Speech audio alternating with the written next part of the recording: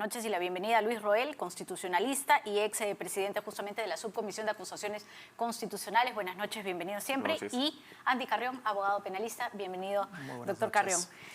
Continuamos con el tema Martín Vizcarra, que además ustedes han podido escuchar hace unos instantes al doctor Ugaz, pero quería regresar un poco al número, contigo sobre todo, Luis, al número de acusaciones o lo que se ha venido trabajando en la Subcomisión de Acusaciones Constitucionales con relación al expresidente Martín Vizcarra. En número, ¿en cuánto estamos? Perfecto. Para empezar, y para que todos los que nos están escuchando y nos están viendo por la televisión, las acusaciones constitucionales se dividen en dos. En juicio político, que es cuando se infringe la Constitución, es decir, cuando un alto funcionario infringe la Constitución, uno de sus disposiciones, artículos, entre estos altos funcionarios del presidente de la República, caso Martín Vizcarra, o también por antejuicio político, que es cuando se le levanta la protección que tienen estos altos funcionarios por haber cometido un delito dentro del ejercicio de sus funciones. En el caso de por infracción constitucional, es decir, por juicio político, Martín Vizcarra ya tiene 2 resoluciones legislativas por inhabilitación. Es decir, el 17 de mayo de 2021, mediante la resolución legislativa 020-2020-2021 CR, se inhabilitó por 10 años a Martín Vizcarra por el caso Vacuna Gate.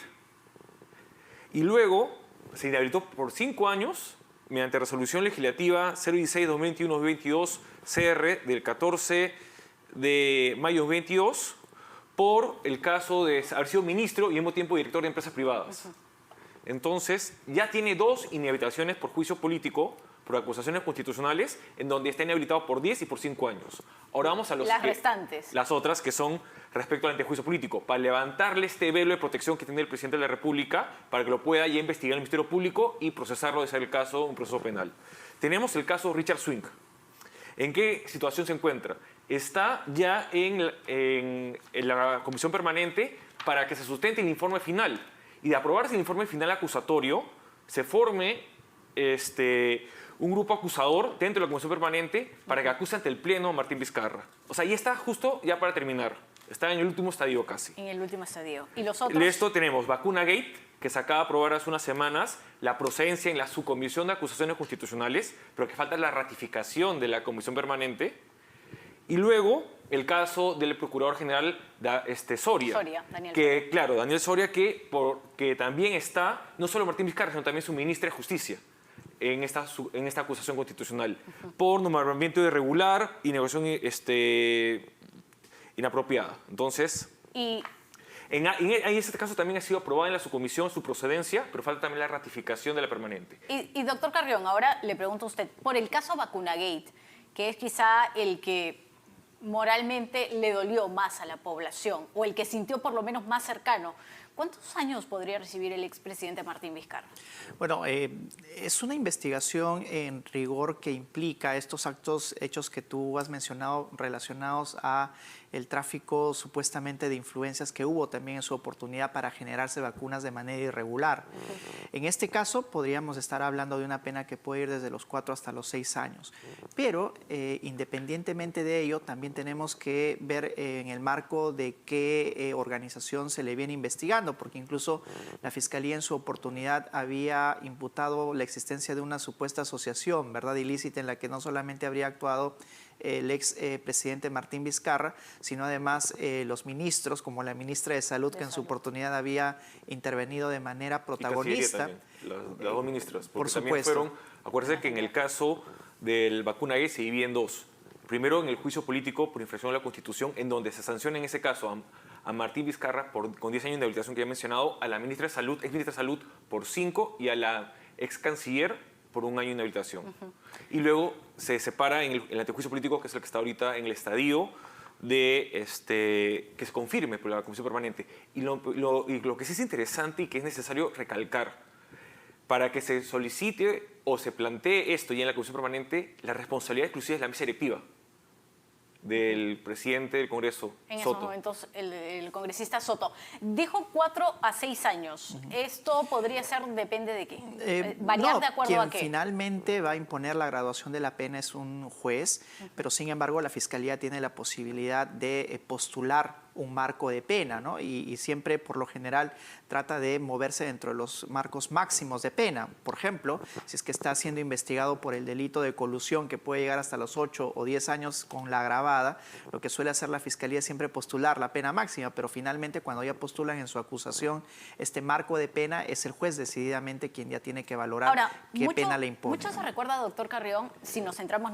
netamente a la vacunación, no al todo el proceso de adquisición de vacunas, que justamente es la parte que se divide, en que Martín Vizcarra, claro, era presidente, pero él no informa de la vacunación. Esto podría ser una especie de agravante en este tipo de situación. A través de su abogado, que también era el doctor Ugaz, lleva los casos desde hace mucho tiempo, dicen que no se informó, es cierto, a la opinión pública, pero sí se hizo en un acto público. Sí, yo creo que aquí habría que ser muy finos también en la argumentación, porque es evidente que la defensa va a postular, digamos, argumentos de descargo en el entendido de que la transparencia ya él sí la había finiquitado cuando él anuncia de alguna manera que ya la vacuna no solamente estaba a disposición, sino que habría informado también de su inoculación. Sin embargo, estos aspectos agravantes que existen de no haber informado o transparentado la información, que es básica en la administración pública, es por eso que hay muchos delitos que tienen que ver, por ejemplo, con la publicidad de una determinada convocatoria, con informar de manera transparente a los organismos, ya sea el Ministerio de Salud o la propia población, si es que se está disponiendo o no de estas vacunas, puede eventualmente pesar para la imposición de la pena máxima. Dentro del pero marco la máxima mismo, serían 6. Claro, pero dentro del marco del rango establecido para la pena en específico, ¿no? Y eso será una valoración final que haga el juez dentro de los elementos y conductas que habría desplegado en la comisión de este supuesto delito, ¿no? ¿Por qué avanza tan lentos los casos en este, particularmente en el que estamos tratando? Si se trata de la mesa directiva, valga un poco la redundancia, ¿no? ¿Por qué este proceso lento desde el Parlamento? A ver, primero que falta un tema de voluntad política.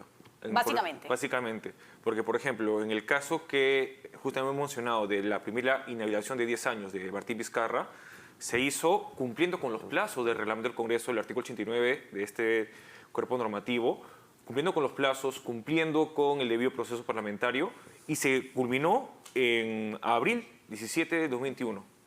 Es decir, se presentó la denuncia constitucional, ni bien se supo que había esta inoculación, ¿no?, de Martín Vizcarra de forma irregular, poco transparente, como lo ha mencionado el doctor, pero ni bien se supo, se presentó la denuncia constitucional. Es más, esa denuncia constitucional que fue presentada por varios congresistas que se acumularon varias denuncias constitucionales y que tuvimos resultados en mayo. Falta voluntad política, porque tranquilamente una denuncia constitucional, un procedimiento parlamentario de acusación constitucional se puede hacer tranquilamente entre 4 y 6 meses. Si hay la voluntad política, tanto los congresistas que pertenecen a la subcomisión de acusaciones constitucionales, los que pertenecen a la comisión permanente y obviamente la mesa directiva que decide al final cuándo se convoca a estas sesiones, tanto del permanente como también del pleno del Congreso.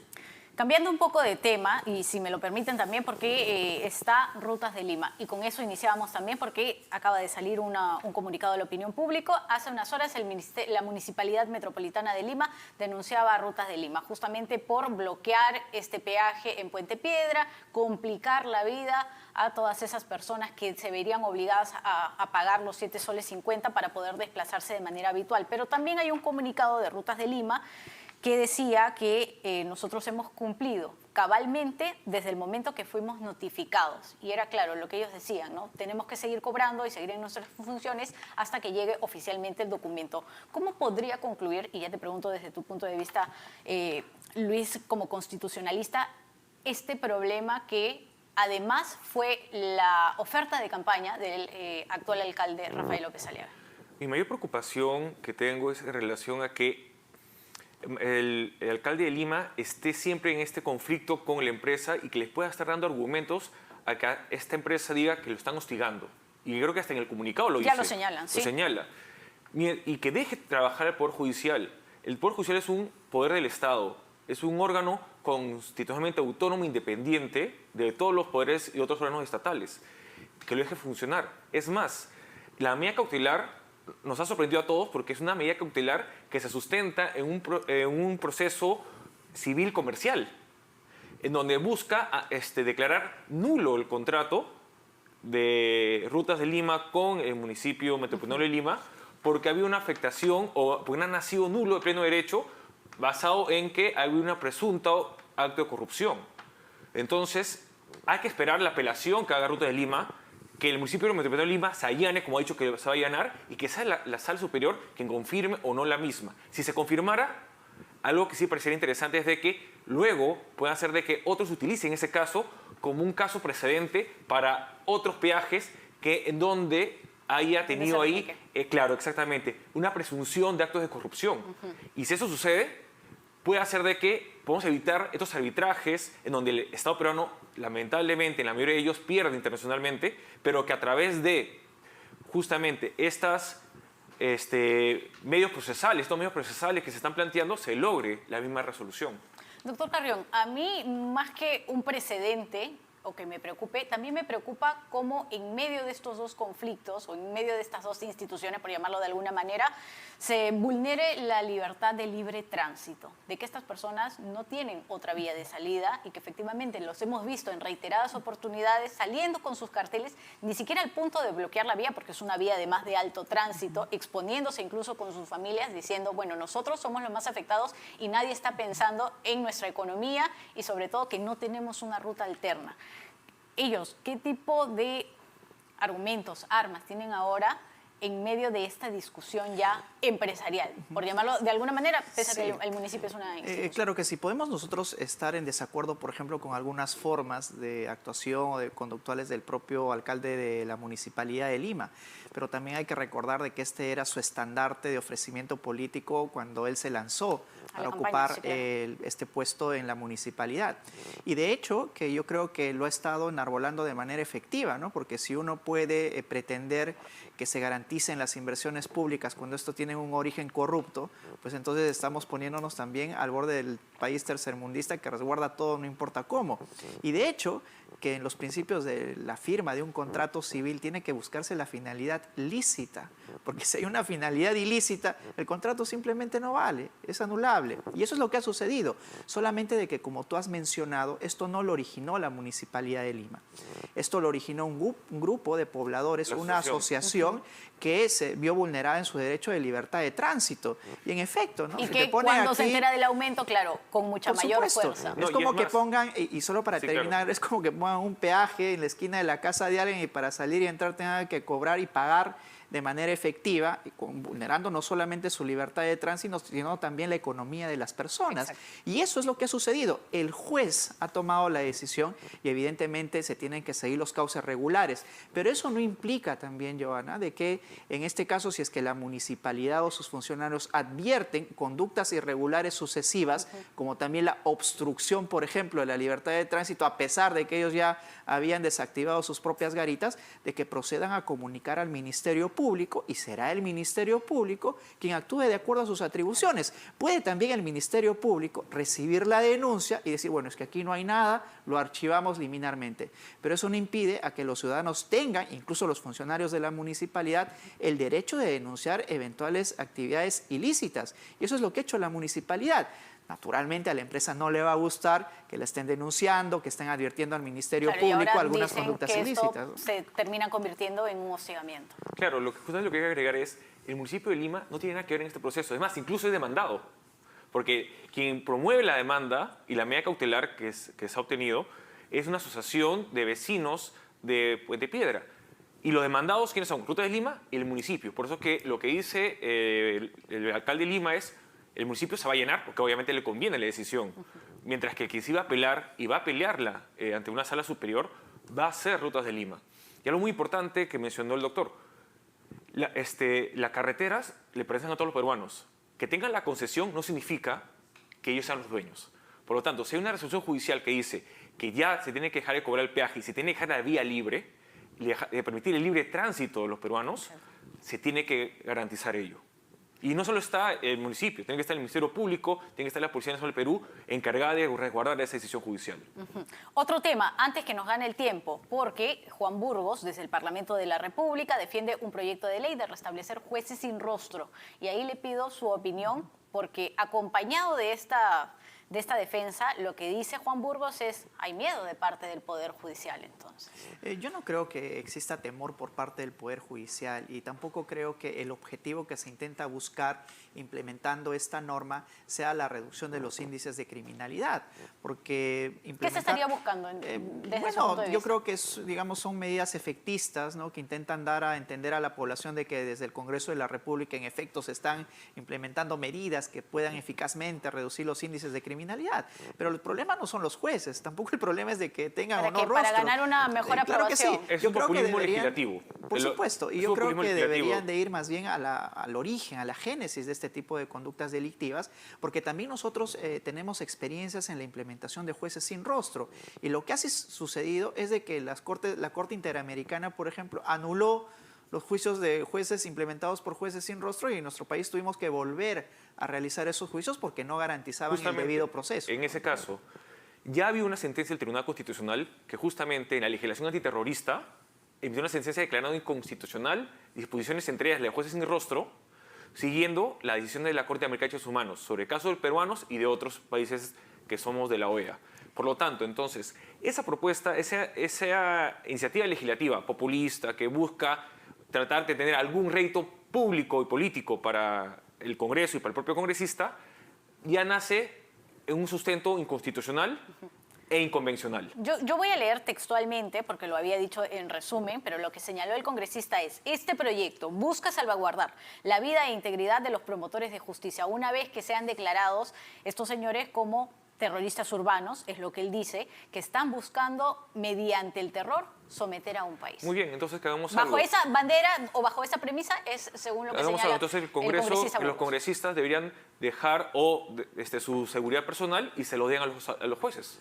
Esa es una medida que no es inconstitucional y que no es inconvencional, que no afecta a tratados internacionales de derechos humanos y que no nos genera una responsabilidad internacional al Estado peruano. No, y habría que ver también si es que ese es el real problema de la criminalidad de nuestro país, Giovanna. ¿Es realmente un problema el día de hoy para reducir la criminalidad que los jueces no muestren su rostro?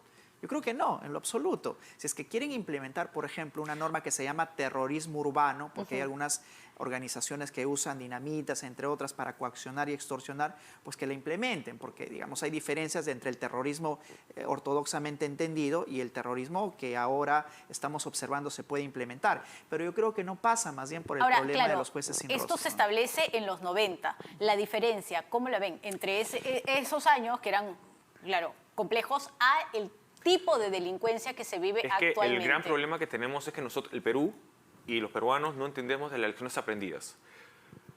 Tenemos que aprender lecciones aprendidas en materia no solo en estrategia, que es la estrategia policial que no tenemos en la actualidad. No hay una estrategia policial, no hay inteligencia policial para enfrentar la inseguridad ciudadana, y tampoco hay una estrategia legislativa de lecciones aprendidas de qué normas son inconstitucionales y cuáles sí pueden serlo. Y habiendo otras medidas que no contravienen la Constitución ni el debido proceso. ¿Quedaría en un papel para usted, doctor Carrión? Sí, por supuesto, ¿no? Yo creo que esta sinergia que debe haber entre las instituciones, no solamente la implementación, como acaba de mencionar, de un aparato de inteligencia que luche de manera eficaz en contra de este tipo de criminalidad, sino que vaya de la mano de planificaciones legislativas perfectamente elaboradas en base a estudios, pues yo creo que sí podrían complementarse la labor entre ambos, pero ahora vemos de que cada uno de los congresistas intenta simplemente figurar con cada proyecto de ley, ¿no? Porque va incrementándose en las regiones y no solo a los jueces, a los magistrados, por ejemplo, La Libertad ha solicitado su declaración de emergencia por inseguridad ciudadana. Sí. Y criminológicamente veamos si es que realmente los estados de emergencia han funcionado o no. Esa fue una medida efectista desde el gobierno. No ha funcionado. Y yo creo que a eso nos dirigimos. Muchísimas gracias a ambos. A Luis Roel, constitucionalista y expresidente justamente de la Subcomisión de Acusaciones Constitucionales. Gracias. Y a nuestro querido Andy Carrión, que siempre nos ayuda aquí con todos los temas legales, abogado penalista. Muchas gracias por su tiempo, por sus opiniones de ambos. Nos vamos